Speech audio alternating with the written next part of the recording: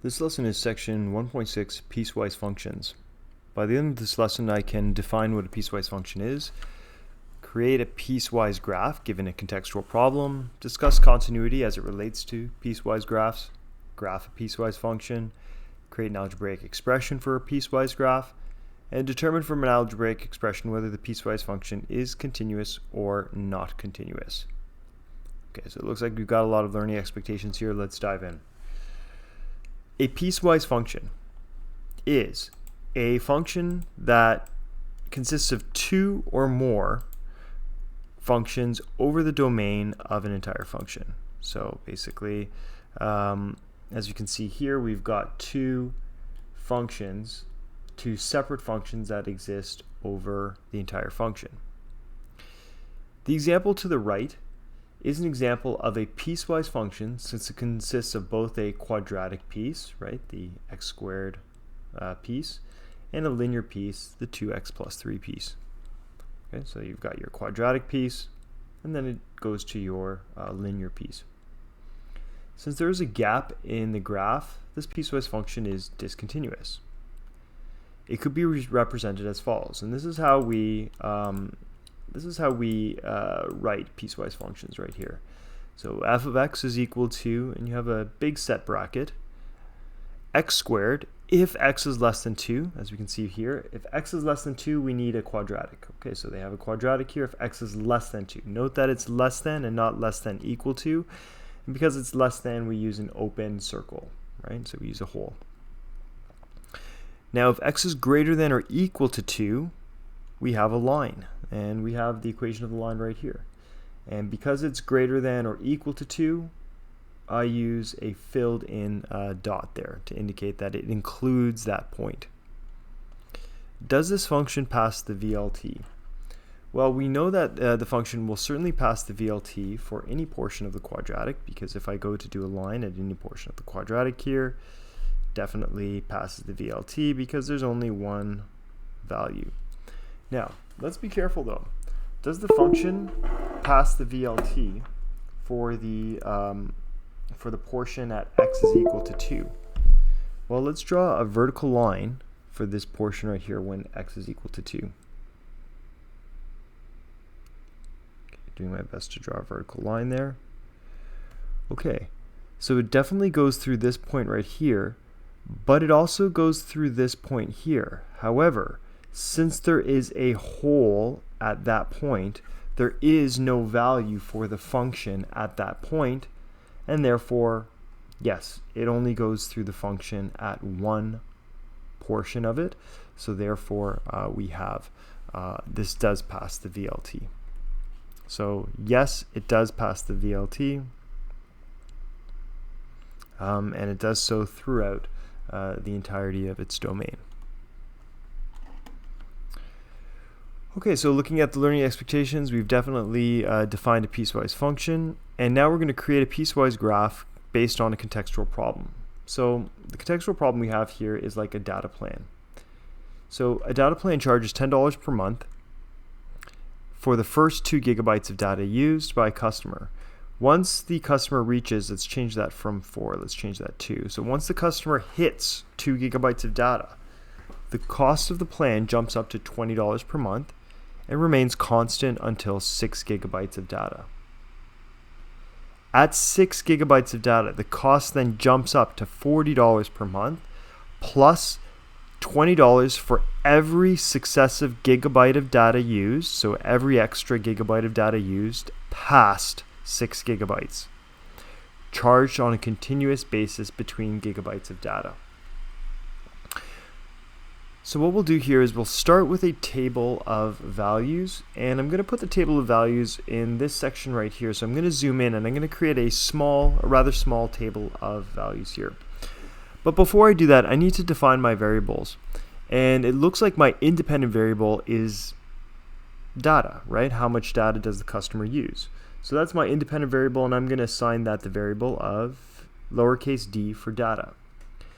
And the dependent variable is, well, depending on how much the customer uses, the cost per month. So C, it's a function of how much data is being used. So C at D.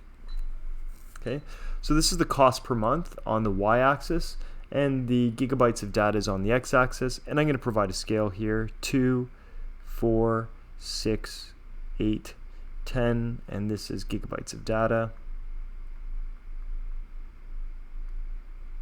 And then on the y-axis right here, this is going to be cost per month: 20, 40, 60, 80, and 100. And this is your monthly cost, right? So I'll just write that over here. Cost per month in dollars. Okay.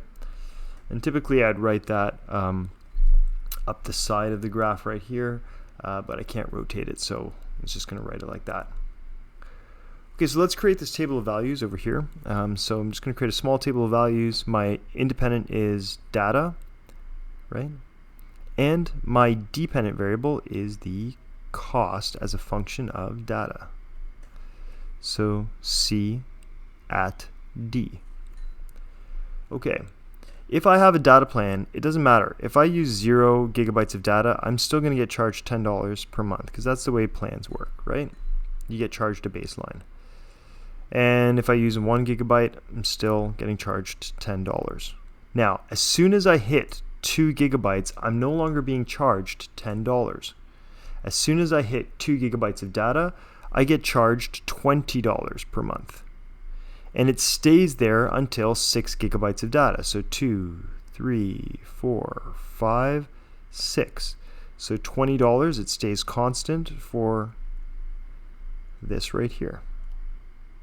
Now, once I hit 2 gigabytes of data, it jumps up to $40 per month plus $20 for every successive gigabyte of data used. So every successive means every additional gigabyte of data used. So at 6 gigabytes, I'm getting charged $40, and since I haven't used another gigabyte, I'm only getting charged $40. But at 7, I'm getting charged the $40 per month plus, and then it's going to be another $20, right, for every successive gigabyte of data used. Well, I used 7 gigabytes, and my baseline was 6, right? So every gigabyte of data after 6, so 7 minus 6 is 1, so that I get charged $60. At 8 gigabytes of data, I mean, my baseline is still $40, and then since I used 2 gigabytes past the 6, right, then I'm going to be charged another 40, right? So I used 8, and it was every gigabyte past 6, so 8 minus 6, that's 2 gigabytes, right? That's going to be $80. Okay. With all this information here, I can now plot my graph. So it looks at 0 gigabytes of data. I'm still going to get charged $10. Okay.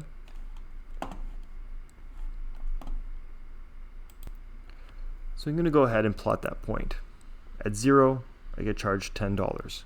At 1 gigabyte of data, I get charged, again, $10. At 2 gigabytes of data, right, it jumps up to $20, right? So then what happens at 2 gigabytes of data there as we approach 2 gigabytes of data? Well, I should have there a hole, right?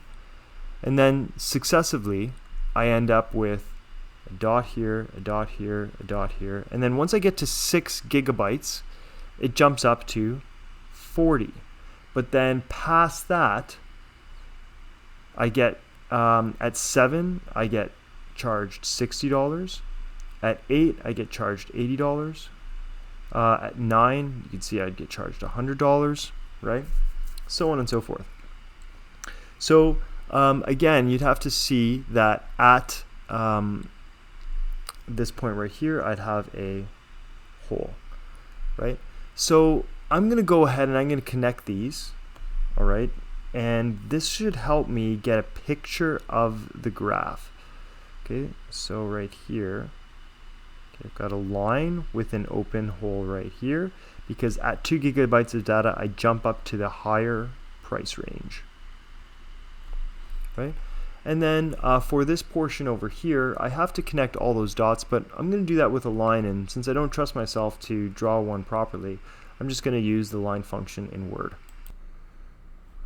Okay, so now I have effectively come up with a graph of the function that represents this context. Alright, so I've done my table of values here, I've got my graph.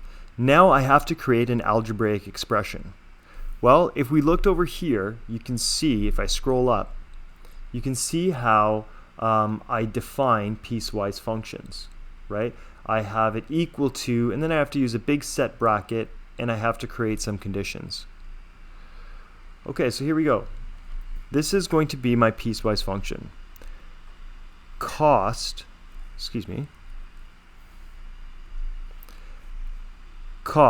as a function of data is equal to, and I use a big set bracket. Well, the value of the function was equal to 10 for any value of d less than 2. So it equals to 10, but only if d was less than 2. Once I hit 2, it jumped up to 20, and it stayed there from 2 all the way to 6. But it is 2 inclusive. So I'm going to write 20 if, and then 2 less than, but also equal to, d, and then less than 6. Notice I have an open value for 6 because at 6 it jumps up to the higher cost, right? So I have to find the equation for this line right here because now I have this increasing amount here.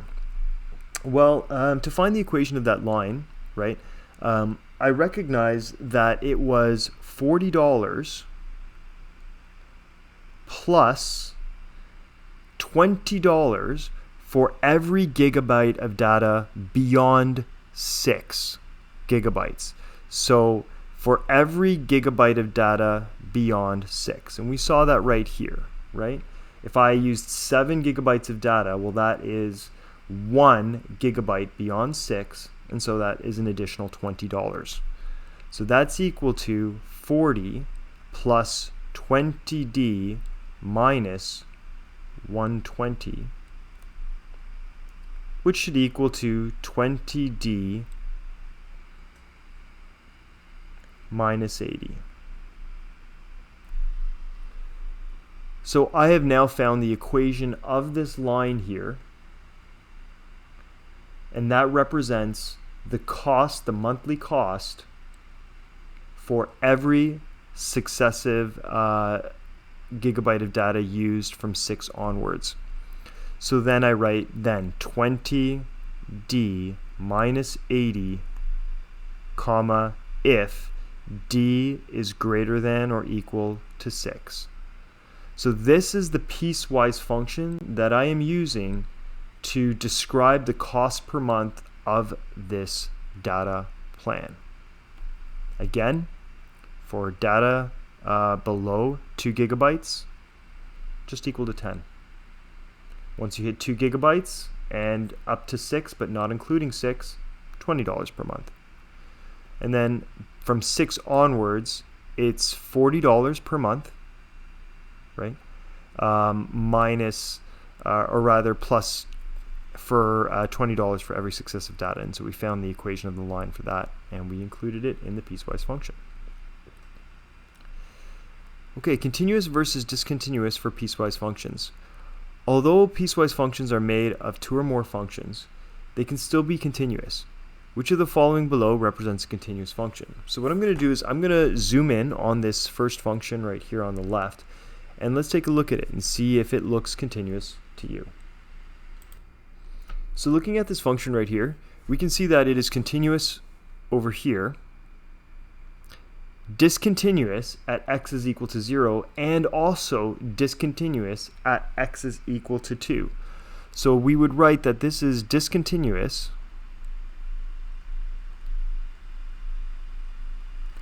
at x equal to 0 and x equal to 2.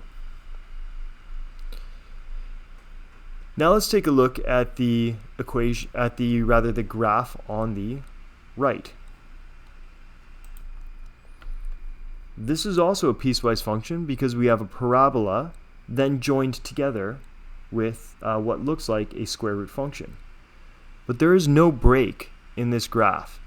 It transitions continuously from the parabola to the square root function. So we would say that this is continuous.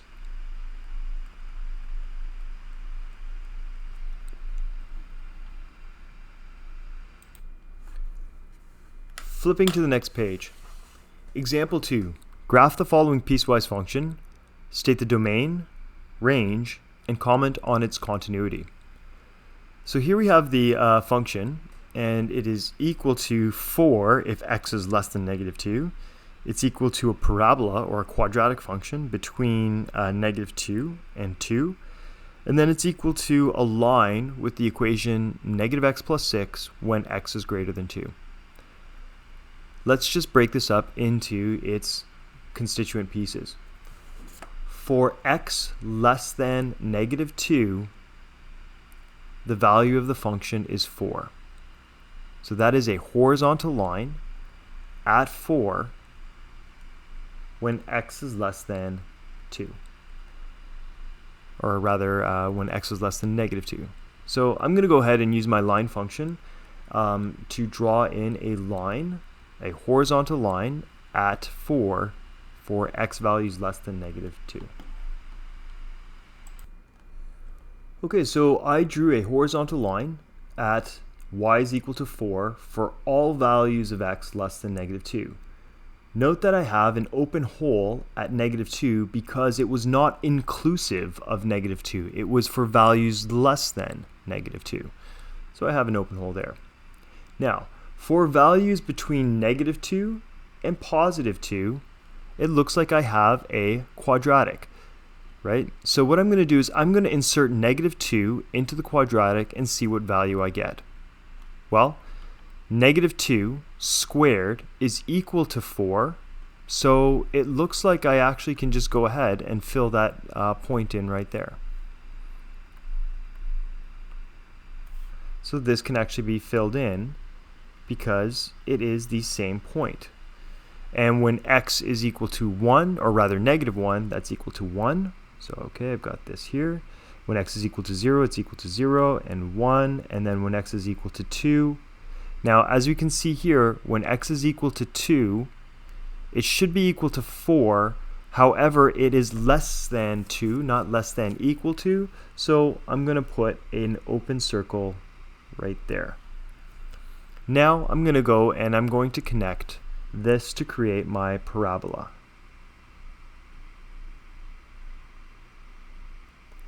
Okay, remembering that I have an open circle at x is equal to 2, right? Because it indicates right here that it is not inclusive of 2. Now, when x is greater than or equal to 2, I have this line right here. So it has a slope of -1. So my rise over run is -1.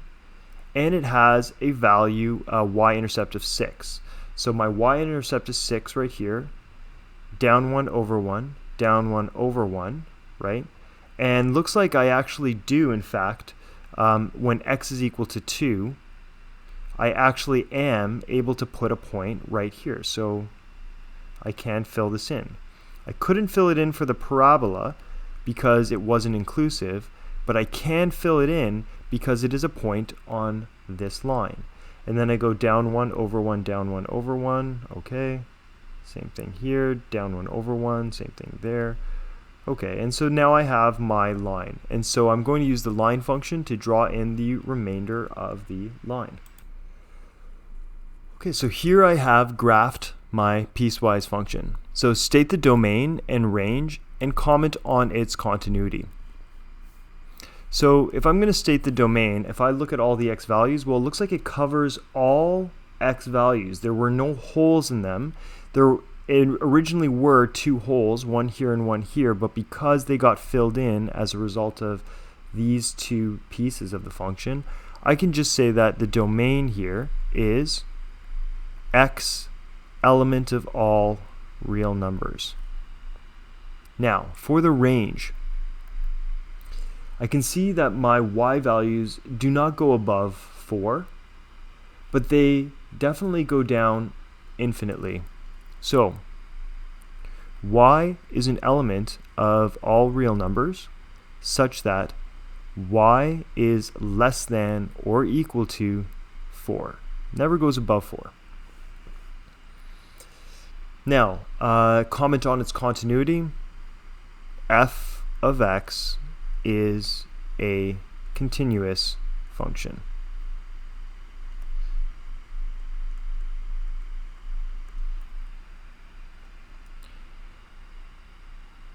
Moving on to the next part. Given the following piecewise function, find an algebraic expression for it. Okay, so we're going to take a look over here. For all values less than -2, looks like we have a parabola. Okay, and so we need to remember some things from maybe grade 10 and grade 11 as to how to find the equation of parabola.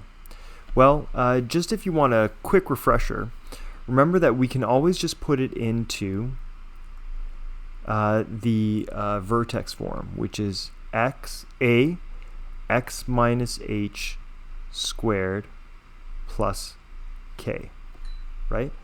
Where h and k are your vertex, right? And a is the stretch factor. So let's see, does this in fact have a stretch factor? Well, I can look at my ordinate differences. Over 1, down 1, over 1, down 3, over 1, down 5. 1, 3, and 5, those are my first differences, and those are the normal first differences for a quadratic function. So that means there is no stretch factor on this parabola. There is, however, a reflection in the x-axis. So I can start by doing the first piece here. F of x is equal to, big set bracket, and then there was no stretch factor, but there was a reflection in the x-axis, so negative x, and the vertex shifted over to the left 6 units, so x plus 6 squared, and up 8 units plus 8. If, and as we can see here, it's inclusive of -2 if x is less than or equal to -2. Now, between -2 and 4, we have this parent function right here, which is the reciprocal function. So we have 1 over x if the function is greater than -2, but less than 4.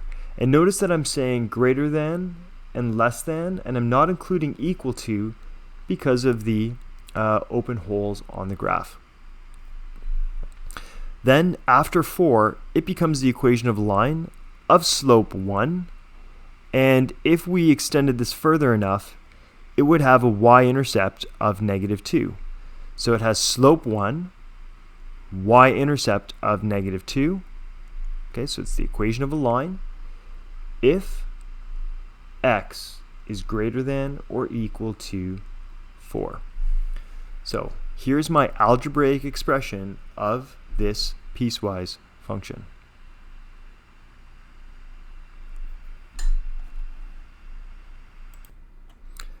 The last item that we have to look at in today's lesson is determining algebraically if a piecewise function is continuous.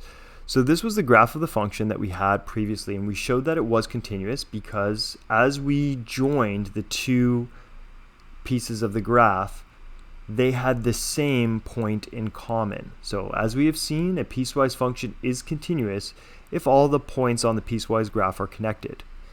In math, we can look at the x values where the function's pieces connect and see if the y value is the same. and we see if it's the same coming from the left and coming from the right. So in order to be continuous, the value of the function coming from the left, right here, has to be equal to the value of the function coming from the right. In math, we use the idea of a limit, where a represents the value of x where the two pieces are joined. So we look at the limit of the function, okay, the value of the function as it infinitely gets close to the a value from the left side, so from the negative side. And that has to be equal to the value of the function as it gets infinitely close to the value coming from the right side. So let's look above at the above graph and determine whether the function is continuous at x is equal to 1. Well, as we approach the function from the left, so as we get infinitely close to the value of the function from the left, so the limit as x approaches 1 coming from the left, so coming from the left as we get to 1, the value of that function is equal to 1, right? As we can see, as we come from the left and we get infinitely close to 1 from the left, it approaches 1. Now, the limit of the function as x approaches 1, but from the right-hand side, okay, so let's approach 1 from the right-hand side. Yes, it also approaches 1. So since the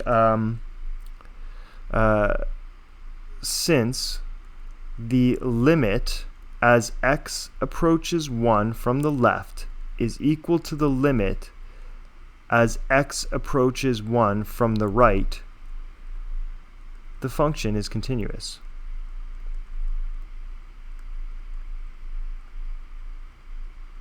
At x equal to 1. So we have algebraically determined that the function is continuous at x is equal to 1. We can continue to do so with more complicated examples. Determine algebraically if the following function is continuous using limits. So we see that the connecting point is 1, right? X is less than 1, and then when x is greater than 1, it switches to this function. So we're going to look at the point where the piecewise function switches from the 1 over x to the negative x.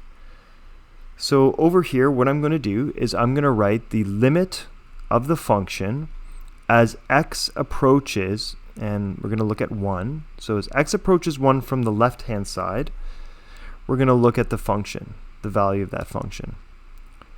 Okay, so as x approaches from the left-hand side 1, right, so any value less than 1, we're going to be using this function, 1 over 1. So the limit as x approaches 1 from the left-hand side is equal to 1. Okay, then we'll take a look at the limit as x approaches 1 from the right-hand side. So that means looking at this part of the function of f of x is equal to negative 1. Okay, so that's equal to, I'm just going to rewrite that. So then limit as x approaches 1 from the right of this function is equal to negative 1, right? Okay, so as we approach from the left, it equals to 1, but as we approach from the right, it equals to negative 1.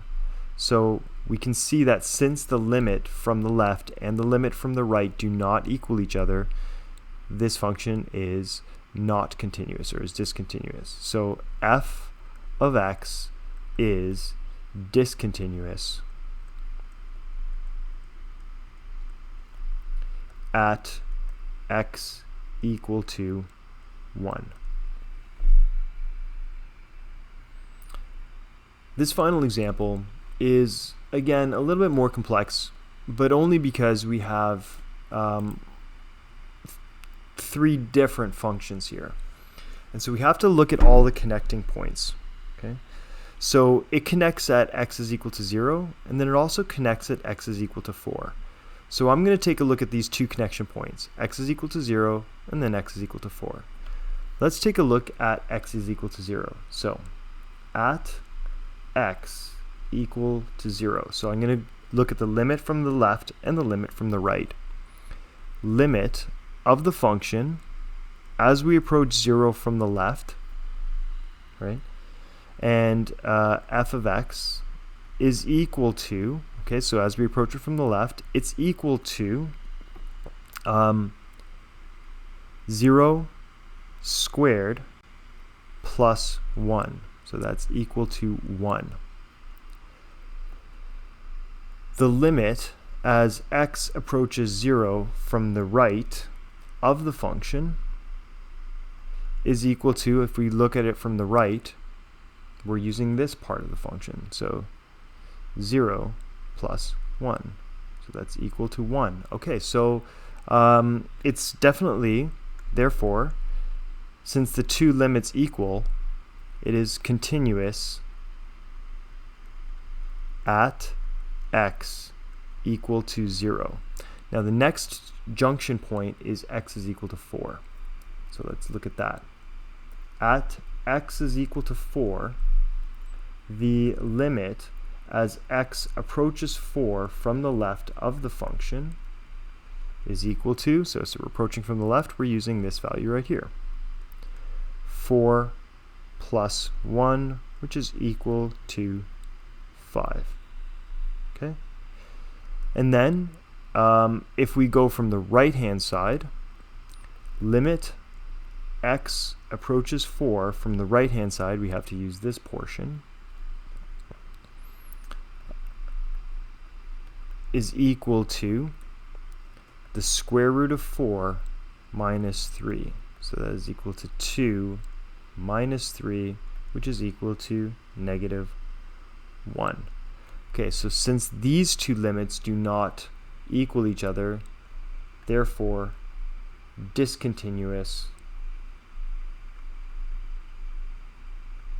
at x equal to 4.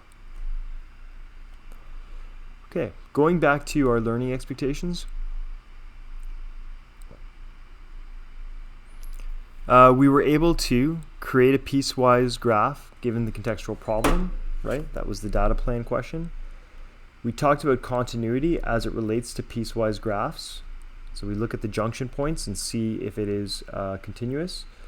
We graphed a piecewise function and created an algebraic one, an algebraic expression. So here we graphed the piecewise function by looking at all the different parts. And here we looked at the different parts and created a algebraic expression. And then the final thing that we did is we determined algebraically if the piecewise function is continuous or non-continuous by looking at the values of the function coming from the left and coming from the right. Thanks for watching.